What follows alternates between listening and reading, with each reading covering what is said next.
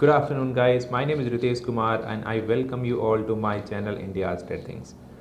इस चैनल में हम स्पेशली 2 या 3 टॉपिक्स में बात करते हैं. Majorly we cover personal finance and stock market investing.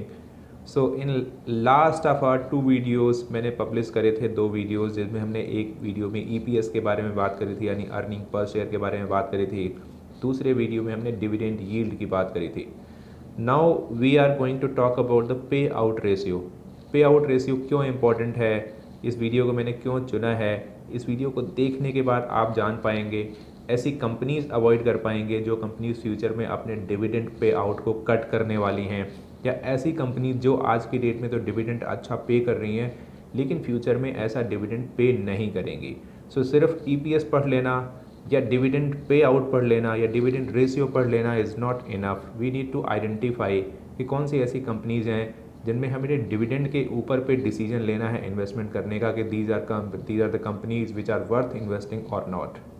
Before covering pay out ratio in detail, I would like to again retreat the EPS and dividend ratio. हमने पिछले वीडियोस में हालांकि ईपीएस के बारे में बात करी थी, लेकिन आज मैं थोड़ी सी आपको डेफिनेशन फिर से बताना चाहूँगा और डिविडेंड रेशियो क्या होता है उसकी डेफिनेशन आपको फिर से बताना चाहूँगा, क्योंकि अगर उनको आपने नहीं समझा तो आप पे आउट रेशियो को समझ नहीं पाएंगे और पे आउट रेशियो को यूटिलाइज नहीं कर पाएंगे अपने किसी भी इन्वेस्टमेंट डिसीजन को बनाने से पहले. Let's watch what is EPS and what is dividend ratio. Let's talk a little bit about dividend. Dividend होता क्या है? Suppose if you invest in एक कंपनी और उस कंपनी के शेयर्स आपने ले लिए, तो आप उस कंपनी के शेयर होल्डर यानी एक पार्ट ऑनर बन जाते हैं. उस कंपनी के प्रॉफिट्स में से जो हिस्सा आपको आता है दैट इज़ कॉल्ड डिविडेंड. आपने XYZ किसी कंपनी का स्टॉक खरीदा हुआ है और उसने $1 पर शेयर का डिविडेंड डिक्लेयर किया, और आपने अगर 1000 शेयर उस कंपनी के होल्ड किए हुए हैं तो आपको करीबन $1000 का डिविडेंड मिलेगा. अब वो डिविडेंड आपके अकाउंट में आ जाएगा. आप उसे चाहें तो री इन्वेस्टमेंट कर सकते हैं, आप उसे चाहें तो अपने पर्सनल एक्सपेंसेस में यूज़ कर सकते हैं. Now we talk about company earnings. कोई भी कंपनी होती है वो 2 चीज़ों में इन्वॉल्व होती है, तो प्रोडक्ट सेल करते हैं या सर्विसेज सेल करते हैं.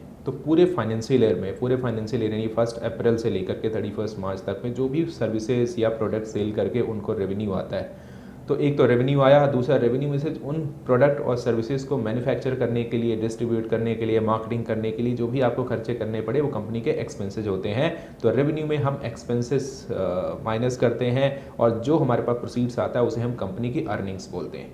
अर्निंग्स को हम जितने भी शेयर होल्डर्स होते हैं और उन शेयर होल्डर्स के पास जितने भी शेयर्स होते हैं उससे डिवाइड कर देते हैं. सपोज़ किसी कंपनी के पास साल भर उसने काम किया और कंपनी की कमाई सारे खर्चे निकालने के बाद 100 रुपये आती है, और उस कंपनी के 10 शेयर होल्डर हैं जिनके पास 10 शेयर्स पड़े हैं, तो यानी 100 शेयर्स हैं जो मार्केट में अभी आउटस्टैंडिंग है.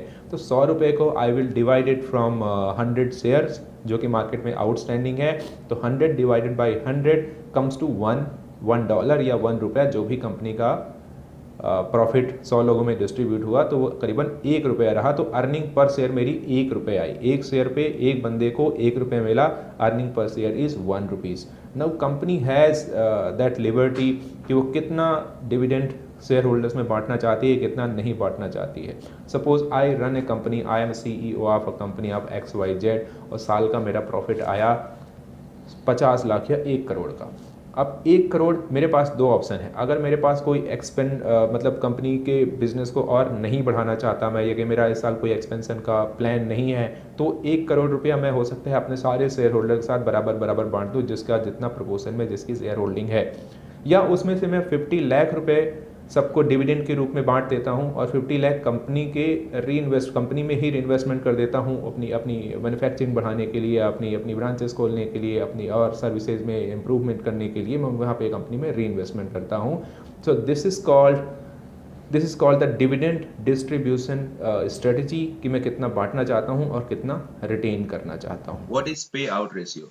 Payout ratio को समझने के लिए you'll have to see that formula, dividend per share divided by earning per share. So in this example, अगर किसी कंपनी की earning per share is $2.5 और वो dividend per share दे रही है $1, तो अगर हम इसको divide करते हैं तो it comes to 40%. So this is the healthy payout dividend payout ratio.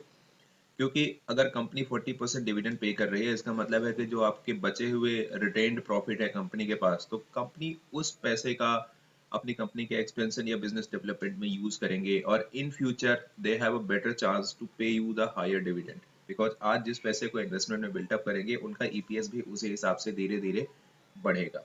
Now see another example of unhealthy pay out ratio of company B, जहां पे कंपनी की अर्निंग्स पर शेयर है $2.79, जबकि कंपनी जो डिविडेंड डिक्लेयर करती है, डिविडेंड देती है इन्वेस्टर को, दैट इज $3.21। कंपनी जितना कमा नहीं रही है पर शेयर, उतना ज्यादा आपको डिविडेंड, उससे कहीं ज्यादा आपको डिविडेंड दे रही है। तो इसका डिविडेंड रेशियो अगर फॉर्मूला के हिसाब से देखें तो it's coming 115%, which is very unhealthy. इसका मतलब है कि कंपनी ने डिविडेंड पे करने के लिए सारे रिटेन्स, रिजर्व सरप्लस आपको दे दिए हैं, या कंपनी ने बोरो करके आपको पे करा हुआ है। तो इसका मतलब है कि फ्यूचर इतना ब्राइट नहीं है, कंपनी के पास कोई प्रोजेक्ट एक्सपेंशन प्लान है नहीं, और हो सकता है कि अगले साल या एक दो सालों में ये कंपनी डिविडेंड देना बंद कर दे, या कंपनी कम कर दे डिविडेंड, या हो सकता है कि अपना बिजनेस भी ये वाइंड अप करने की तैयारी में है, क्योंकि डिविडेंड आपने सारा पे कर दिया है, you don't have any reserve and surplus to grow your business. So this is very very unhealthy sign, और इस पे आपको अलर्ट हो जाना चाहिए अगर आप एक डिविडेंड इन्वेस्टर हैं तो।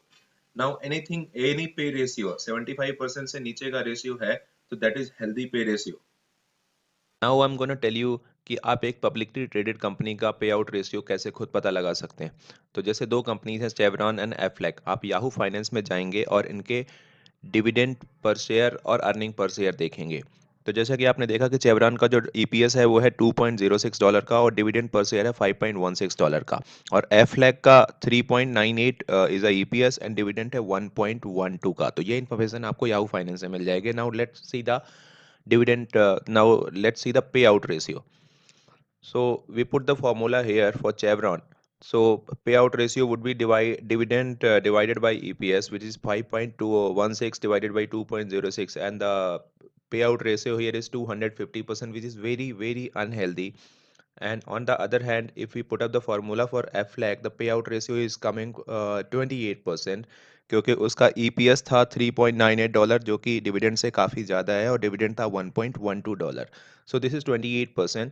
तो अगर डिविडेंड पे आउट रेशियो के बेस पे मुझे देखना है और डिसाइड करना है कि मुझे कौन सी कंपनी में इन्वेस्टमेंट करना है, तो my decision would be on Aflac. I would purely ignore Chevron और एफ्लैक में इन्वेस्टमेंट करूंगा। सो सिर्फ डिविडेंड में पास हो जाना, डिविडेंड पे आउट रेशियो में अगर कोई कंपनी आपको खरी उतरती है, तो that is not a investment decision. क्योंकि इन्वेस्टिंग डिसीजन 12 रूल्स पे डिपेंड करता है। एक मेरा वीडियो है जहाँ पे मैंने एक्सप्लेन किया हुआ है कि what are the those 12 rules, जहाँ पे हमें डिसाइड करना है कि कौन सी कंपनी में इन्वेस्टमेंट करना है नहीं। So dividend was the only one criteria there. अगर आपको किसी भी इन्वेस्टिंग में मास्टर बनना है, यू हैव टू डिसाइड कि which company to invest, you have to see that full video जहाँ पे आप उन 12 रूल्स के बारे में बात करेंगे, और ऐसी कंपनी डिसाइड करेंगे, ऐसी कंपनी आइडेंटिफाई करेंगे कि जो 12 के 12 रूल्स में पास होती हो। तो डिविडेंड के बारे में भी बहुत मिथ्स हैं, मैंने एक वीडियो डिटेल में डिविडेंड के बारे में भी किया हुआ है, you can go and watch that video. And that's it for today, keep watching, thank you for watching and subscribe it please.